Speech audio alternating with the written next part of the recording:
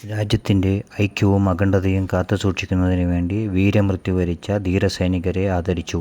കാർഗിൽ യുദ്ധത്തിൻ്റെ 25-ാം വാർഷിക ദിനത്തിൽ ചിറ്റൂർ ഗവൺമെൻറ് കോളേജിൽ ജൂലൈ 26-ന് നടന്ന ചടങ്ങിലാണ് ആദരിച്ചത്. സ്മരണാഞ്ജലി എന്ന് നാമകരണം ചെയ്ത പരിപാടി പാലക്കാട് 27 കേരള ബറ്റാലിയൻ NCCയും ഗവൺമെൻറ് കോളേജ് ചിറ്റൂർ NCCയും പൂർവ്വ വിദ്യാർത്ഥി സംഘടനയായ FB അലുമിനി മീറ്റ് മാമാങ്കവും സംയുക്തമായാണ് സംഘടിപ്പിച്ചത്. അതിർത്തി സംരക്ഷണത്തിനിടയിലും ആഭ്യന്തര സുരക്ഷാ സംരക്ഷണത്തിനിടയിലും വീരമൃത്യു വരിച്ച സൈനികരെയാണ് ആദരിച്ചത്. 7ഓളം സൈനിക കുടുംബങ്ങളെ സ്മരണാഞ്ജലിയിൽ ആദരിക്കപ്പെടുകയുണ്ടായി. ധീരജവാന്മാരുടെയും അവരുടെ കുടുംബാംഗങ്ങളുടെയും സമാനതകളില്ലാത്ത ത്യാഗങ്ങളെ സ്മരിച്ചുകൊണ്ടാണ് സ്മരണാഞ്ജലി കടന്നുപോയത്. രാവിലെ 9:30 അമർ ജവാൻ ജ്യോതിയിൽ പുഷ്പചക്രം സമർപ്പിച്ചുകൊണ്ടാണ് പരിപാടി തുടങ്ങിയത്.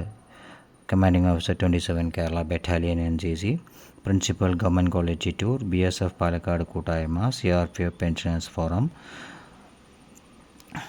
College union, alumni association government college Chittur, FB alumni meet Mamangam, government college Chittur NCC തുടങ്ങിയ സംഘടനകളെ പ്രതിനിധീകരിച്ചുകൊണ്ട് പുഷ്പചക്രം സമർപ്പിക്കപ്പെടുകയുണ്ടായി. കാർഗിൽ യുദ്ധത്തിൽ വീരമൃത്യു വരിച്ച ശ്രീ ജയപ്രസാദിനെ ആദരിച്ചു. Sapper Sreejith, Havildar Muhammad Hakeem CRPF, sub inspector AK Nair CRPF, Subedar PV Varghese BF, lance Naik S Anandan BSF, Naik Gopalakrishnan, Indo Pak യുദ്ധ ജേതാവ് എന്നിവരെ ആദരിച്ചു.